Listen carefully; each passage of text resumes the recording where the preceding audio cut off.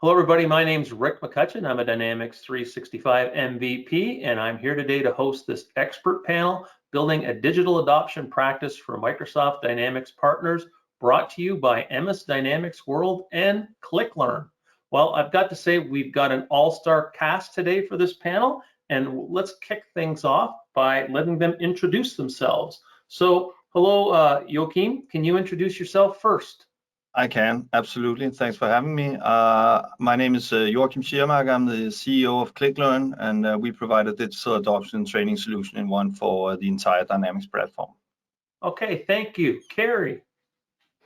Hi, I'm Carrie Peters. I'm a Microsoft MVP, and I am also the CEO of New View Strategies. Our company does training and business process improvement consulting. Thank you, Carrie. Peter. Hi, my name is Peter. I'm the CEO of Travel Operations. We serve Business Central solutions to travel agents around the world. So we are cloud-based, and yeah, that's what we do. Over to you, Beth. Hi, I'm Beth Burrell, a former MVP, and now I work for Microsoft, and I am a strategist for the customer success managers, and the customer success managers are key on adoption and change management for all the big customers that use the Microsoft products. Okay, thank you, Beth. So our first question, we're going to start with you, Carrie. I think that's a good place to start. And our question really is, if we look at the last 12 to 18 months, digital adoption is just accelerated, right? For both, as a partner for our own businesses, but for our customers' businesses. So let's talk a little bit about how this digital adoption really affected the staffs of these businesses. Yeah, absolutely. I can think of a whole lot of examples, but the one that really sticks out in my mind, the brightest, is the number of customers who are affected with accounts payable. It seems like a tiny little thing, but as everybody needed to return to home to be able to work, companies realized that they were fully paper-based in a lot of cases, and that those folks were truly chained to their desk by stacks of paper. And they had filing cabinets full of things that needed to be moved between their desk and the filing cabinets. And even the worst part is there are lots of people in the US who have paper checks that need to be signed. And as those companies went through the process of adapting that particular small part of their business to being able to work from home, they found that they may have increased the time to process that by more than double, simply because they need to send paper back and forth between different people in different places. And it's probably pretty important getting paid, right? So, absolutely. It's something that they had to work on right away. Peter, would you like to add anything? Yeah, well, I see. Well, first of all, the travel industry has vaporized and then is trying to reconfigure itself. So just the way that bricks and mortar shops are now closed, now it's a network of affiliates and people working in different places. That is a huge driver. Secondly, well, they send a lot of people home for furlough and they terminate a lot of contracts, and now they're starting to get back in business. And in reality, what has happened is that 30% of the people that they have laid off has left the traveling business. So now then they're picking up, they don't have any resources anymore, so they have to onboard them really quickly. And that's a major issue. And secondly, from my own backyard to say, we've done 25 implementations and all remote. That is a completely new way of working. So it's a totally new world. Okay, thank you. Beth, what have you seen in the last 18 months? Well, there's a few things. One is most companies are not prepared to have their employees working from home full time. The employees don't have the equipment at home. They have security issues. So, and then the employees don't know how to connect at home, and they need to learn how to connect at home. And the biggest challenge with computers, and I've said it in other things, is everyone thinks they should know how to use it, right? Everyone thinks, oh, hey, it's a computer, I should know how to use it. And they don't say different programs or different things, but I drive a car, I don't want to know how to fix my car, right? So people are afraid to ask that question. Hey, I'm having trouble with this on my computer, even if it's a click to connect, right? They assume they should know how to do it, whether they have a router at home or an internet, everyone assumes that they should know how to do it, so they're embarrassed to ask those questions. But truth be told, most companies are not giving their employees the equipment at home or the knowledge at home to be successful. And when these digital transformations are happening and they're not even in the office and they're at home by themselves, I'm sure this is exposing a lot of maybe even senior executives how little they actually know about using the interface that is in the office. And I joke around with executives, give them email and their browser and they're all set, right? Anything else, forget it. Okay, Joachim, maybe you can talk a little bit about this subject and about, getting all these people trained. Yeah, I mean, that has been a struggle, I think, for a number of companies. We were really expecting to see a surge throughout the 2020 in the sense that we knew that a number of digital adoption projects were out there. We didn't really see the surge that we expected, but we can see that now businesses are playing catch up, right? They know that they might not have delivered the perfect training, and this does not just go for the initial training, but also in terms of how do you remotely do a performance support on your employees. And we are seeing a number of companies now coming back and saying, look, I mean, we implemented all this technology, but we really have a problem with driving user performance on this. How can you help us? So I think a bit of catch up is what we're seeing. And then I think it's, we sometimes I get the impression that people are saying that this is an accelerated phase that's happening through a very, very short period of time. I do not believe it. I sincerely believe that we're looking at a new today. So this is the way that organizations will move forward in the future with much higher degrees, much more digitalization projects running concurrently inside the organization, pushing on everything from IT department to the staff that actually need to adopt to all this new technology coming in. So yeah, a lot of things happening. Okay, thank you. Next question, we're going to start with you, Peter. Historically, why have so many IT deployments struggled with user adoption? You're asking an ERP vendor, how come our products really started off bad? Well, the thing is that, there's, I tend to say that there's 5 pitfalls, right? There's the 3 traditionals. There's the pain of learning new ways of work. We don't like changes. So we prefer to try to stick to what we know. So, and that goes with the business processes. So you try to you make old wine in new bottles all of a sudden, but you want to still kind of continue doing it the old way.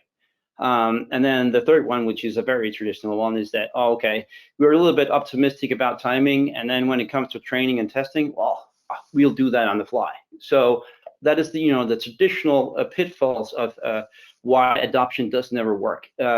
I think one of the catch-22s that I've experienced is the responsibility acceptance.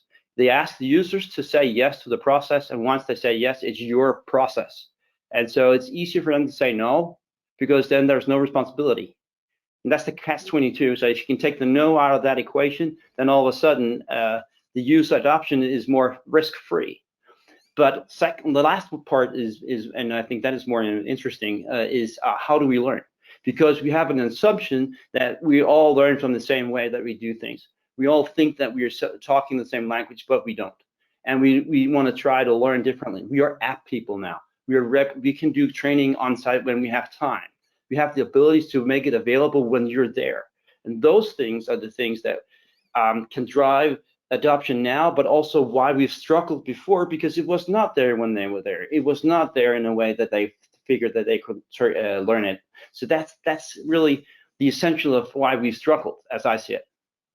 Okay, thank you, Peter. Now, Beth, we heard from the ERP side of the house. Let's talk from the CRM side. Why have so many projects had user adoption problems? So we've had this conversation quite a bit, and as everyone knows, in the 10 years that I've been doing CRM, it's still 50% of all CRM implementations fail due to adoption, right? Mostly. And there's several reasons. One is usually the people making the decision are not usually the users on what the interfaces look like and how they work. Secondly is they don't have the training. They don't have the champions. They have, hey, if you have a problem, call IT. And that could be 3 days before you get an answer on a simple how-to. The last, part is, I think Peter mentioned it, user acceptance testing. My saying is your go live is only as good as your testing. You don't want something to break when you're going live, especially ERP, CRM, anything that's production, right? You don't want to figure that you're $1 million off during production.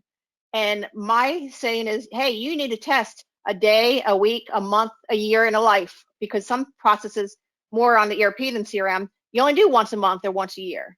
And so there really is no training, real good testing on the side. And lastly, it's the training, right? There's no training for the end users. They spend 2 hours training.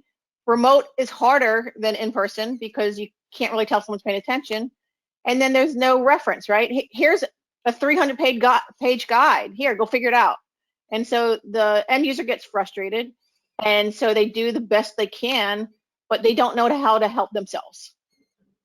And on the CRM side, they just revert back to their spreadsheet, right? Right, and they end up using it as data. They only use the CRM as the data entry, right? They do everything on the side in the spreadsheet, and then they enter the numbers into what they need to put into CRM.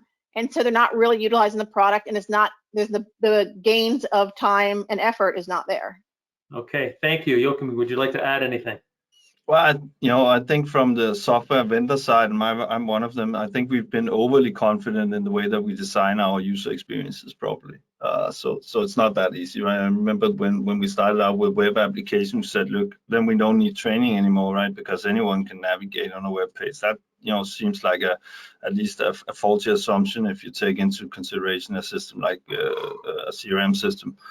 The other thing I think is that we've traditionally we've measured our training in maybe a wrong way. We basically measured it in smileys on a report sheet coming back from the people that took the training. This in no way constitutes any form of user adoption. We do not know whether the people that were actually very happy with the lunch at the hotel they were taking their course, they actually got a single thing coming back to the office that drives performance. I think that we can see the switch now.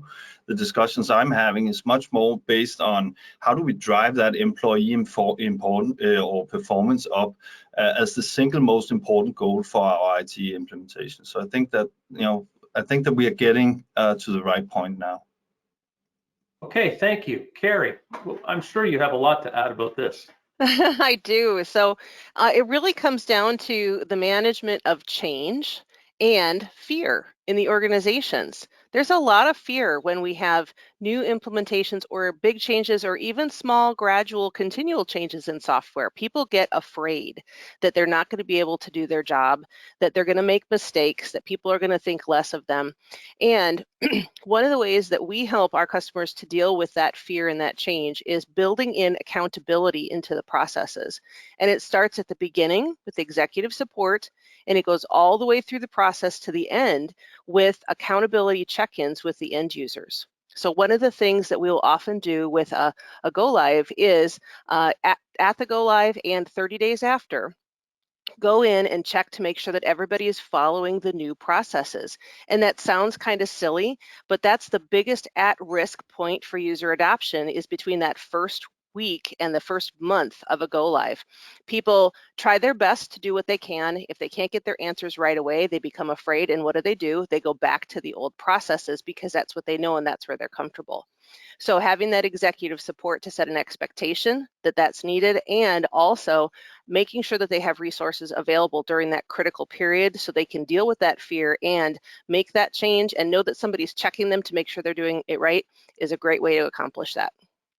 And I think you're making a great point there. It's almost that user acceptance time over the next 30, 60, 90 days. And a lot of times we'd look at project plans, and on the CRM side of things, there'd be one line at the end, say, train the trainer with a question mark, right? And that would be the project plan they'd go to work with. So, they got the software built now, what do we do? So great answer. All right, so let's get into how are real world companies utilizing digital adoption technology and software today. So why don't we start with you, Beth? So as we know, the pandemic made everyone work from home. So there's been a big push to get the right software to work at home, make sure it's compatible on several devices and all different systems. And the key is the simpler they make it, the more adoption they'll get. So I think a lot of companies are looking for products that do go across multiple devices. The older generation wants, to have big screens, and they're used to looking at full reports, right? And the younger generation does everything on their phone. My son's 16, and I can't believe, he'll do a full report on his phone. I'm like, how do you do that with that little screen, because I like to see the whole paper, right? So they're making sure they have, like someone said, it's not a one size fits all. They're making sure that they have different options, the same information being put in different options, and that it can be used from home or on the road or remotely, wherever these people are. It's no longer you have to, the one screen that looks the same for everybody. Okay, thank you, Beth. Over to you, Joachim. Well, one of the things we can see is that an increase in companies that are actively now asking partners to support them with a training solution, and it has to do with the sheer amount of digital projects running. So the idea is that where we previously relied on internally training our staff for new software, we are now faced with a problem that we don't have the time to do that because the amount of projects running are simply more. So we push more back to the vendors and ask them to solve some of our training problems. We can see that because we are serving both the vendor side and the customers directly. And then we can see that there are some companies that are starting now to invest inside the IT department and having user adoption specialists, right? Knowing that there will come more projects along the way. Not only focusing in on that initial training that most of us know and love or hate, but also drive the user engagement and user performance after we've implemented, right? Very much what Carrie is explaining, taking that, going in, testing your processes, see whether they're actually being performed in the way that we intended them to be. So that's how we see real companies utilizing digital adoption today. Okay, thank you. Carrie, would you like to add anything?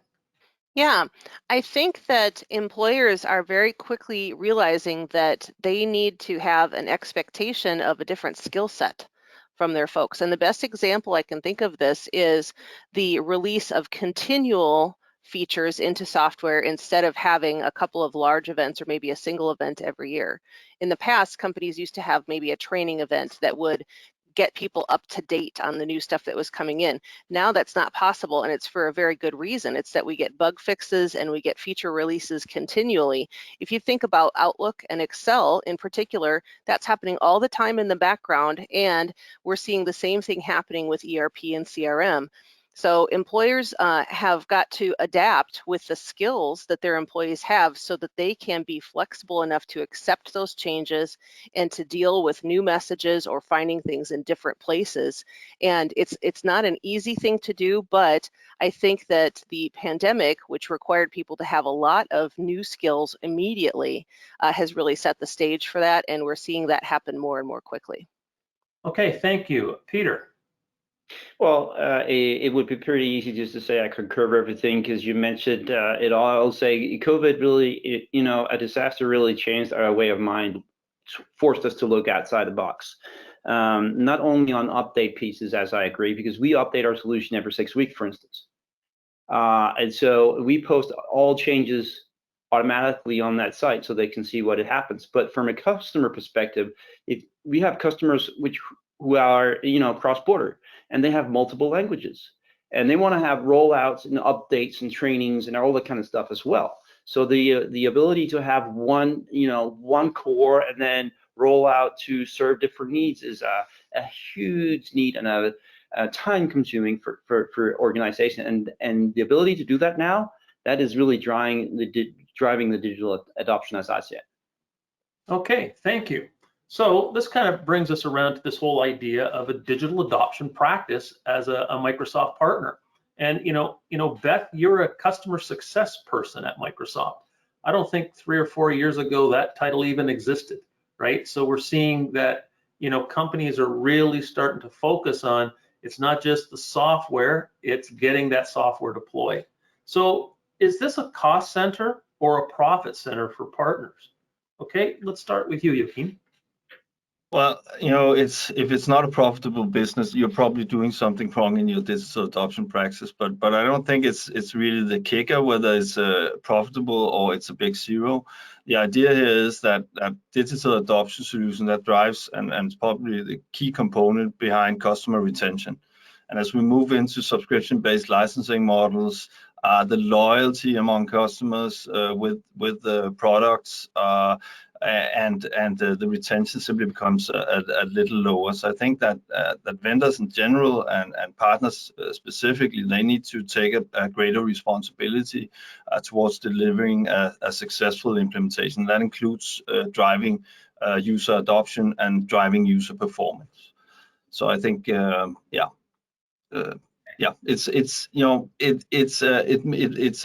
understand the question. It should be profitable, but it's really the key component towards customer retention. If you don't have that, then you're absolutely not profitable.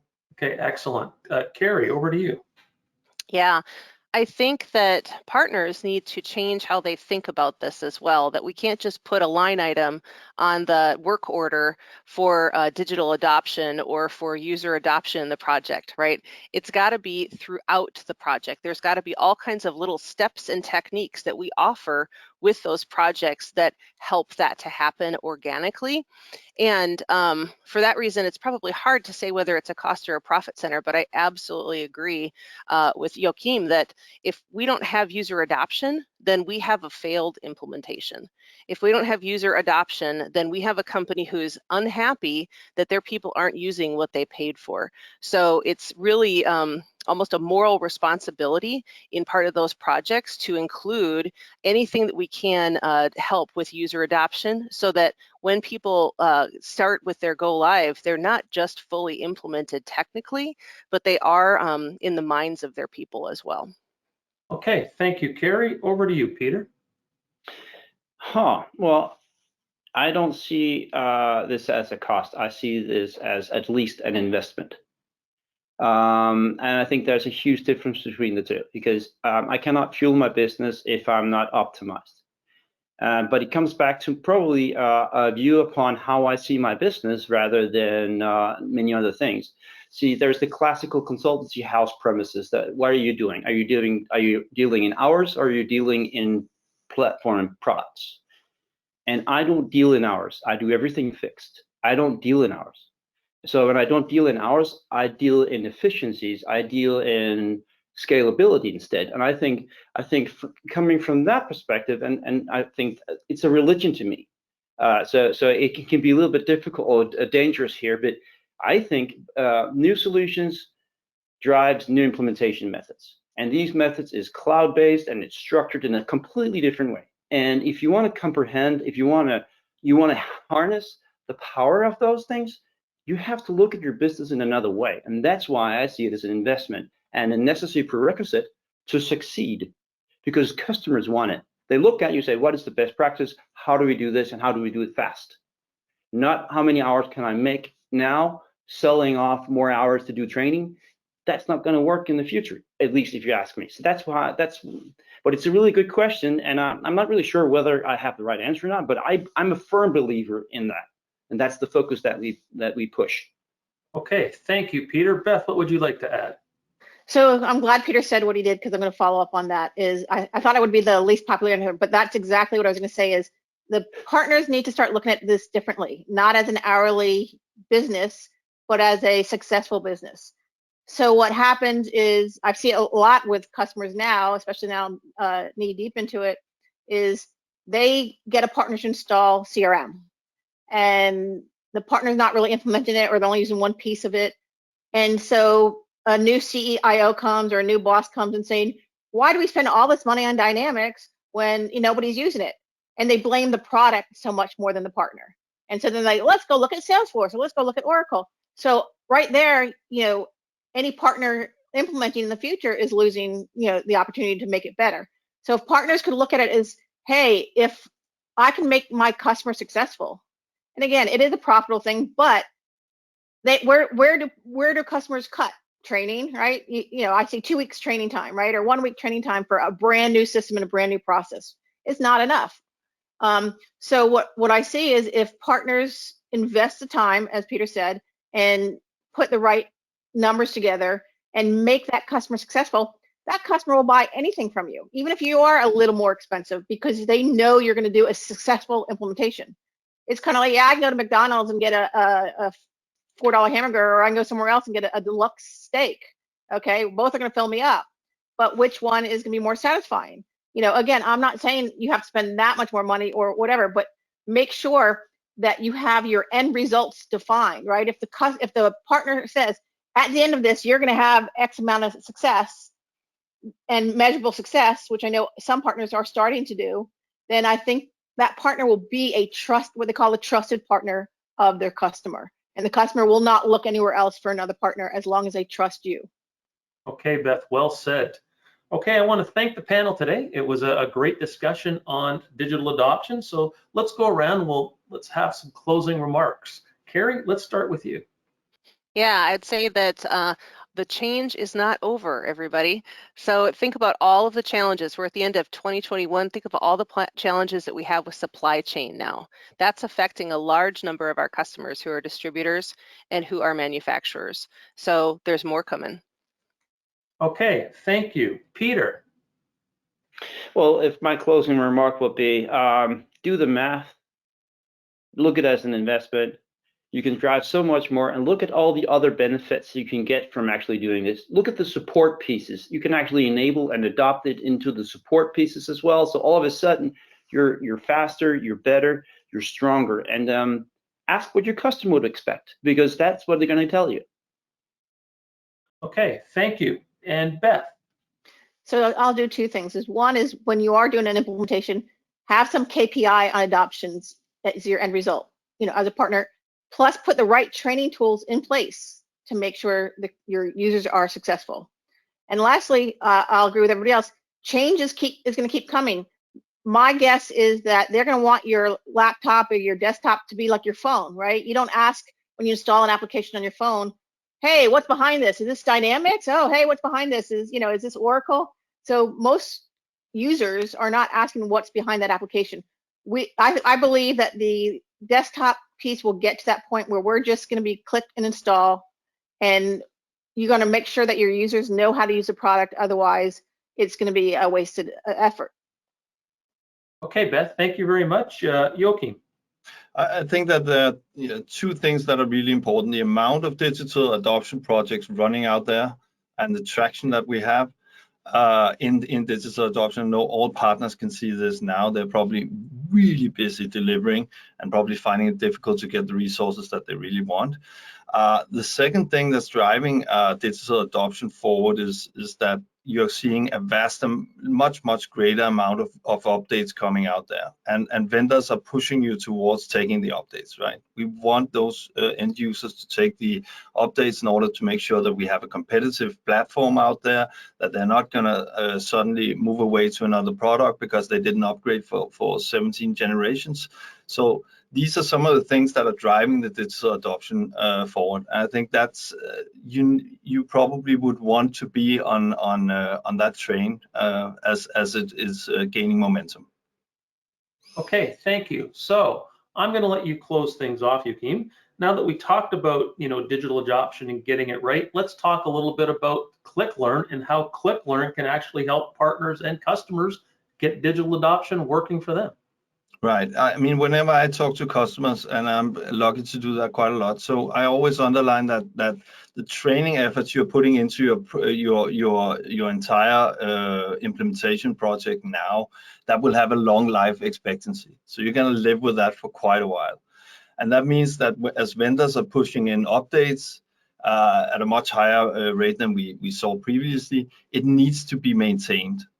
And how do you do that? How do you maintain an entire training platform when we know that the money is there when you implement? It's not there when you update. There's no money, there's no resources there to keep your training material current. And that's where ClickLearn comes into play, because we are probably the only solution that can actually cater for that.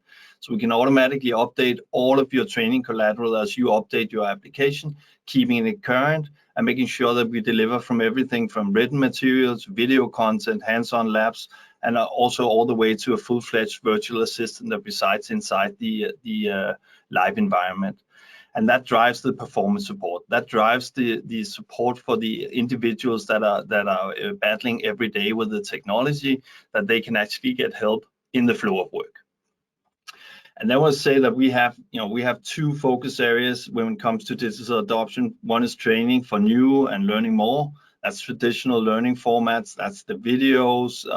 That's hands-on labs. That's a test and certification of your employees. And then we have the performance support vehicle that will allow you to both take some of the processes that you will never learn because you're not doing them frequently enough to actually keep them updated in your memory. So learning in the flow of work becomes extremely important. And then we've added in some brilliant features in our product to support automated testing, meaning you can actually make sure that all your key processes are working before you take on an update.